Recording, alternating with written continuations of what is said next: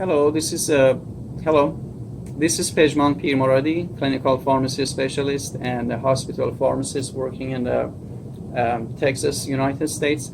As I promised, I will review medications that right now are being studied to prevent and to treat a coronavirus infection. There are two new medications, if you will, in the market that they are very promising. One of them is HRS ACE2, which we knew from 2002 when we had SARS infections at that time, which was another coronavirus that was causing acute lung injury, and SARS, they called it SARS-CoV-1. So that we needed this, we found out at that time that this receptor ACE2 inside the lungs is required for this virus to sit on it and get inside the cells, because again, viruses cannot live by themselves. If they want to replicate, they need to get inside the live cells. This receptor was one of them. Later they realized that when numbers of these receptors are increasing inside the lungs, it has some anti-inflammatory effect. It prevents further lung injury in patients. So they thought maybe it's not a bad idea in SARS patients or patients with acute lung injury that they require ventilators or artificial machines to breathe. They cannot breathe on their own. Maybe this protein could help them to prevent further lung injury. That was a theory. So they tried to see it in practice. So they designed a study. And a company in Austria, in Vienna, Austria, called Ape Iron, created this protein replica or copy of this receptor protein, which is ACE2.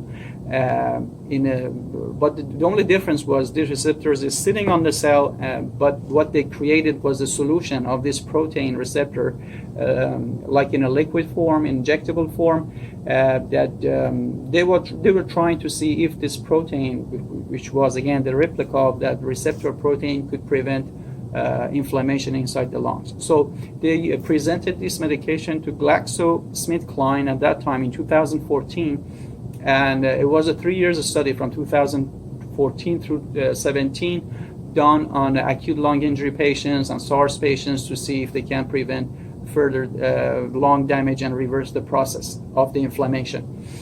And early this year, 2020, two teams from Sweden, one from Karolinska Institute of Sweden and one in British Columbia University in Canada, two teams at the same time worked on this theory that if these receptors are responsible for are required for this virus, CoV-2 or COVID-19 virus, to get inside the cells, why don't we use this decoy or copied receptor and just inject it to the patients that have COVID and try to prevent the disease that way. We know already it's anti-inflammatory, and at the same time we are trying to prevent viruses to get inside the lungs. So we use this drug. So that's what they received. The mother company in Vienna got back the medication from GlaxoSmithKline and started this study. Which these two teams in Sweden and in British Columbia in Canada. I hope I'm not confusing you. What they realized was they used the stem cells of the kidneys and the heart, and they cultured them in a petri dish in a lab, and they injected some of this HRSH2 medication. We knew this HRS2 medication is a receptor. ACE2 receptor is required for virus to attach. So viruses, like magnet, get attracted. They attract themselves to this medication. And what they saw was, and also all these cultured cells were infected intentionally with a CoV-2 or COVID-19 virus, and they saw the viral load was decreasing over 48 hours, and they stopped reproduction. That was a very great news. So what they saw in theory, and they thought in theory, they saw it in practice, both in Sweden and in Canada. Based on these two studies, The mother company again in Vienna, Austria, got that's a very great news, approval from the governments of Denmark, Germany, and Austria to in phase 2 trials to try this medication, this new medication, which is called HRS ACE2 on 200 sick COVID-19 patients in ICU, in critical care hospitals that they require machines for breathing. So the studies are going, the injections maybe they have started already, and we are anxiously waiting for the results of this study. This has a dual action. Again, this medication could prevent the lung injury because it's anti-inflammatory. At the same time, I'm going to show you on this, if I may, this is a very good image that shows clearly what this medication HRS ACE2 is trying to achieve. So these are the ACE2 receptors. This is the cell wall of the lung tissue, and these are the these little areas are the ACE2 receptors inside the lungs. So what they do, they did make replica of these receptors, and they call them HRS ACE2. This purple images here. So this is the virus. It's a lot of spike proteins, and these spike proteins have great affinity towards these receptors, or these decoy receptors, these fake receptors. So because it's injected to the body, in all the fluids in the body, they are like they are everywhere, and because viruses attract to these fake receptors, all the protein parts of this virus is covered with this, and there is no more room for the virus.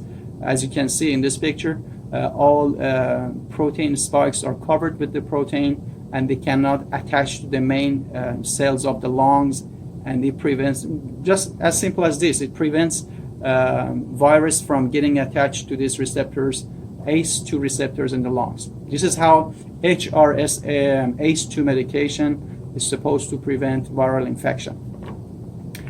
And let me go through this image that you saw in my Instagram page. It's a very good picture that clearly shows the different ways this virus can get inside the cells. This here, this big round picture is the COVID-19 cell virus, which has a lot of these black dots are protein spikes of this virus, and they are attaching to 2 receptors on the cell membranes of the cells. This little yellow line here is a cell wall, a cell membrane of, for example, lung tissue. This is a cell, and in order for virus to get inside the cell, there are at least 3 different ways of getting inside the cells. One of them is through this little receptor that I explained to you, this H2 receptors, ACE2 receptor, which protein attaches to this one. We knew how to prevent this attachment with plasma of the patients, the patients that recovered from COVID-19. In their plasma, we have antibodies against these proteins. These are antigens, if you will, and those antibodies cover all this, and they prevent them from attaching to this receptor. That's one way that the studies are working on, and they have some good results on it. The other way is another receptor here, and I explained to you about this receptor. We created the solution form of this receptor, and that in this image, if you remember, and they try to prevent the virus from getting inside the cells. So another way is this green, if you can see it, this green receptor here. This green receptor is another way of this virus protein can get attached to it and get inside the cell.